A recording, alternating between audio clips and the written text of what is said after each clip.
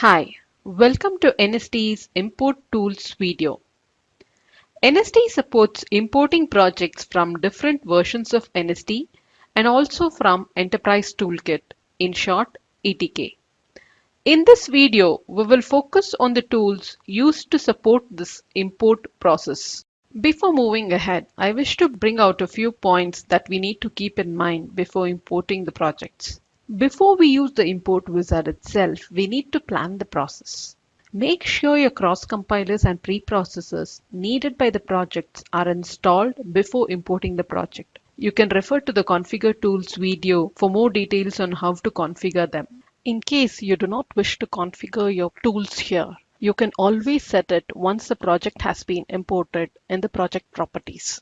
It is always a good idea to take backup of the project before attempting any import. You need to decide on where the NSDEE projects will reside after importing.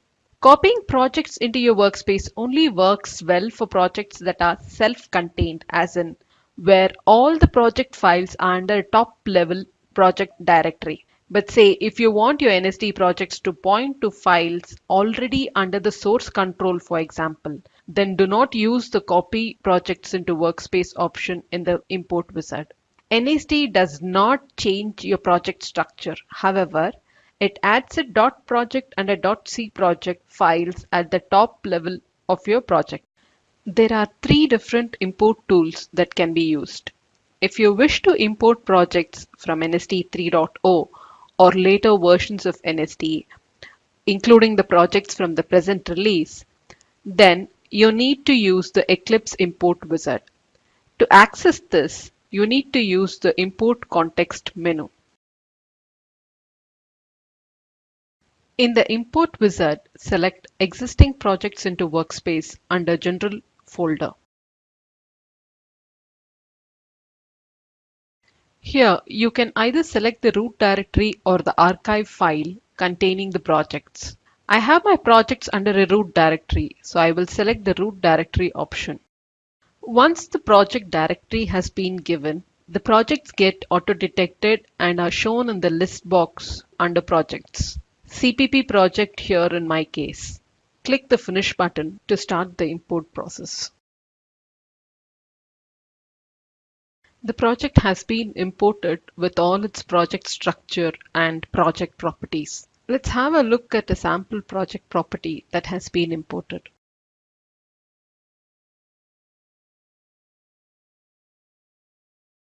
Let's look at the settings page here. You can notice that all the tools along with the command and options have been set. Now let's move to the next import wizard. The next two import wizards involve not just moving or linking of the project, but also conversion of the project formats. Now let's move on to have a look at the import tool used to import ETK projects. Let me bring up the import tool again here. Select the HP Nonstop Development folder. Select ETK projects under it. Import ETK projects wizard is pretty much the same as Eclipse imports wizard. The only difference is in Eclipse import wizard, we used to select either a directory or an archive file from which we would list down all the projects. But in case of the import ETK tool, we need to select something called a solution file. Solution file is a very Visual Studio specific concept, and I would like to take some time out here to differentiate between the solution file concept of Visual Studio and the workspace concept of NSDEE. In general terms, NSDEE workspace is same as an ETK or Visual Studio solution, as it organizes top-level projects, folders, and files in a hierarchical structure. However, there are some differences.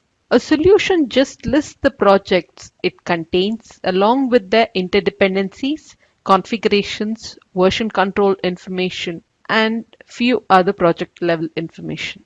But a workspace does much more than that. It manages most of the non-project information such as global preferences, Windows layout, search and navigation history, and much more.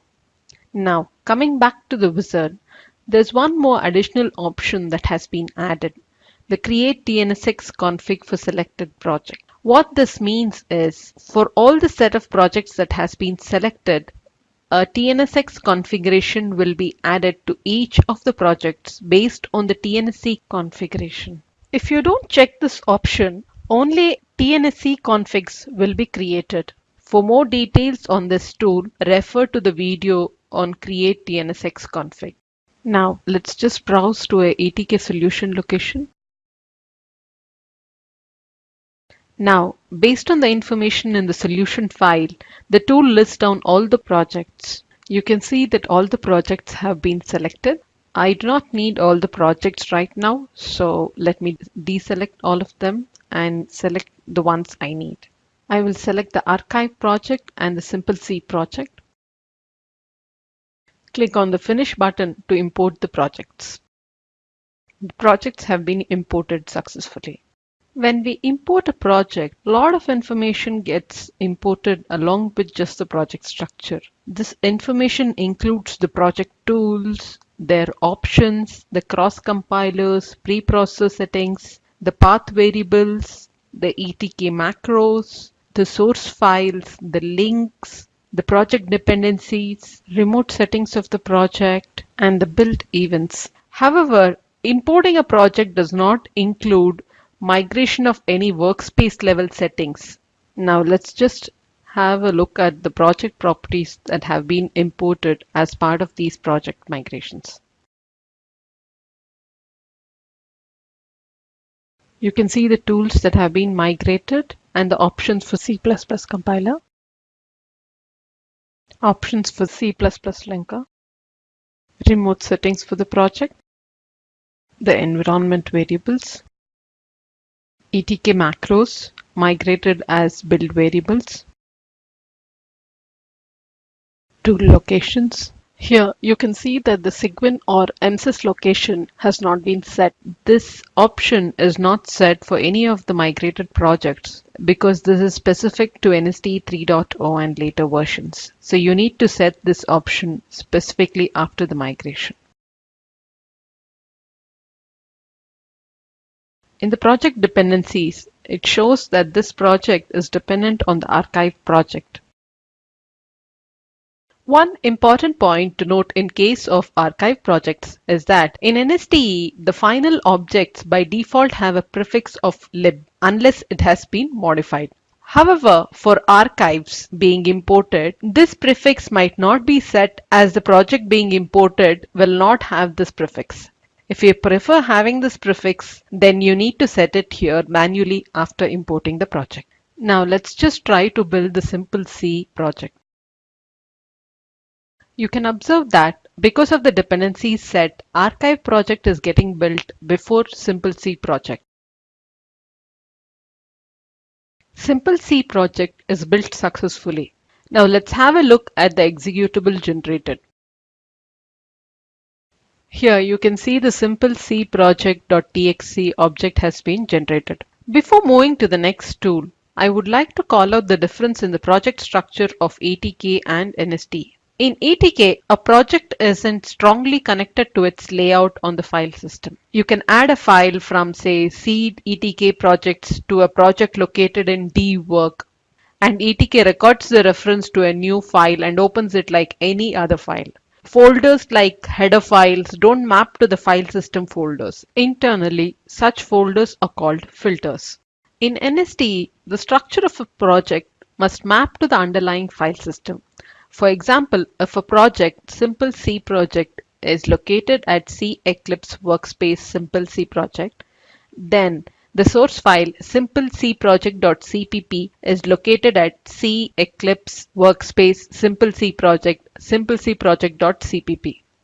NSDEE is also in sync with the files under the project directory. If you delete a file or a folder in Eclipse, it disappears from the file system. However, when you add or delete the same file using Windows Explorer, the related resource in Eclipse is out of sync. In such a case, you should manually refresh the project for the file to reflect in your workspace. In case of NSDE, the build directory is a subdirectory of the project with the name of the configuration being run. In ETK, the project directory itself is considered as the build directory and only the build output are returned to the configuration directory. Now let's have a look at the third import tool. This import tool is used to import NSDE projects of NSDE 2.0 and 2.1 versions. This import tool supports local projects for both managed and makefile or standard make projects. This import tool does not support importing of remote projects. Now let's bring up the import wizard again.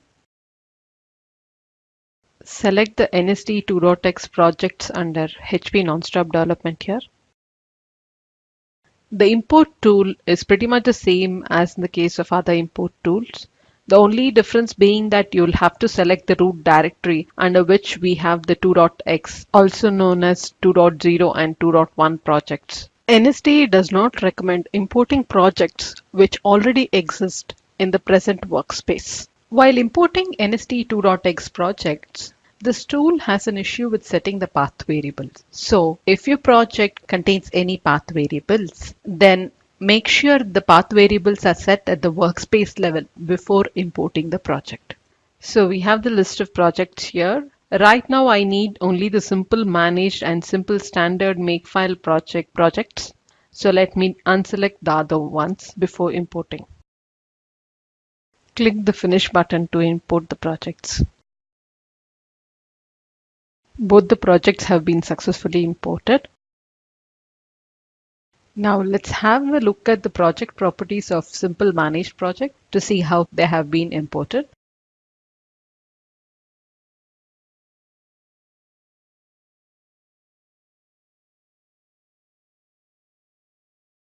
You can see the imported tools and options here.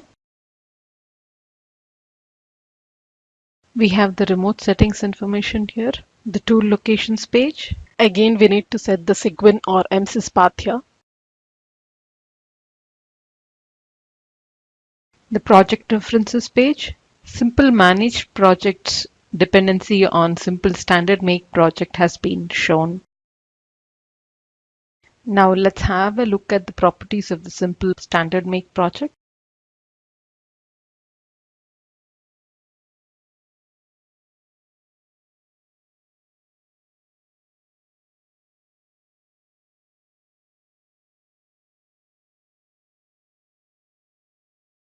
Before moving ahead, I would like to just show you how the properties of 2.x projects look.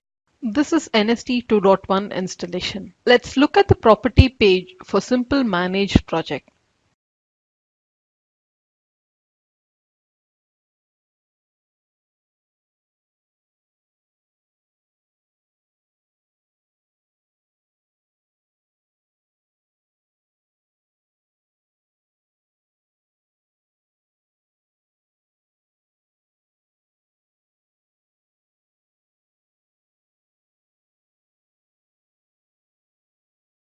Now, coming back to our latest NSDE installation, I would like to call out the difference between NSDEE 2.x project properties and the project properties of NSDEE right now. In NSDEE 2.x, for each tool option of a compiler or a linker tool, the option selection was GUI based. This GUI selection also resulted in all options being set even if a option is not needed, where it has a default value. However, in NSDE, the developer has to set only the options that are needed for his project, thus having a neater and better managed commands.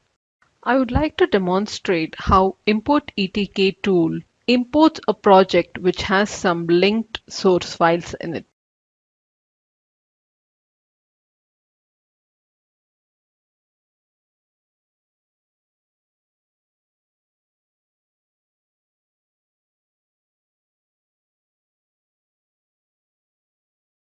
For such projects which are not self-contained, it is advisable to not select the Copy to Workspace option.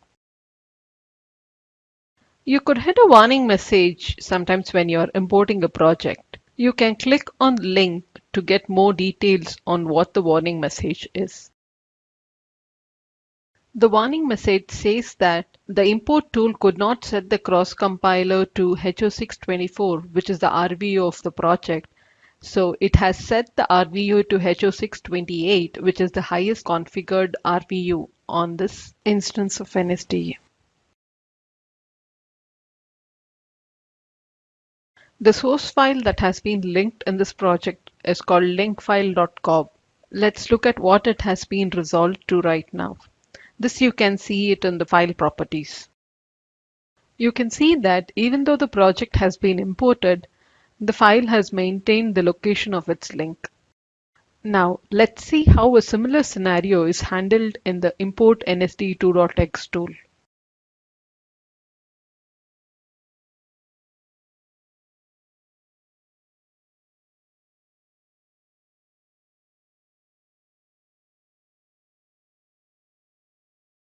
The project car parts contains a link file by name engine.cpp. The link location is defined making use of a path variable that is commonly defined, which is project location.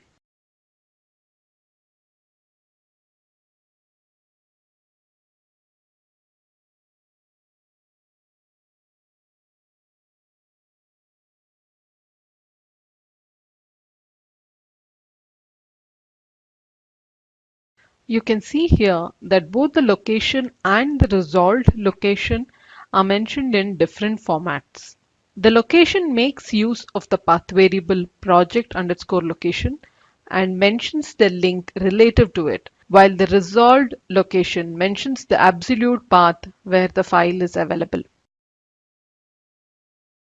Double-clicking on the file will bring up the linked file in the editor. Let's see if it does for engine.cpp file here. The file has opened just like any other file. Now let's look at some of the errors that we might hit while importing projects. NSDEE does not support Corba and Visual Studio projects such as VC++ or VB projects. Hence the tool will throw an error while importing such projects. This tool supports only importing projects from ETK 3.2 onwards. Sometimes when the source files are missing, then we could hit an error while importing the project. In such case, an import project error pop-up shows the error message along with the file name that has not been imported. NSDEE interacts with multiple programs like the Make, the bash shells of Cygwin and Mises, cross-compilers, and Windows OS, which define some characters to have some special meaning. To avoid the issue of these special characters being interpreted by their special meaning, we need to escape these characters. The special characters that need attention here are space, dollar, and parenthesis. If a tool option or a path to a file or folder contains a space, it's advisable to quote the option with double quotes. The same applies to parenthesis. If a tool option or a guardian path contains a dollar which is not escaped by default, then use double dollar to escape the dollar sign for make and slash dollar to escape the dollar sign for shell. So a single dollar actually turns out to be slash double dollar. If a tool option contains dollar as a special character to indicate an environment variable, and if the environment variable is preceded with a slash, then this could lead to dollar being treated as a non-special character. To avoid this, escape slash. So you need to add a slash before the slash dollar. There are a couple of instances where NSDEE takes care of these special characters for you, but if NSDEE has not already taken care, then you need to look out for these special characters. With this, we come to the end of this video on import tools. Watch out for more videos on NSDEE. Thank you.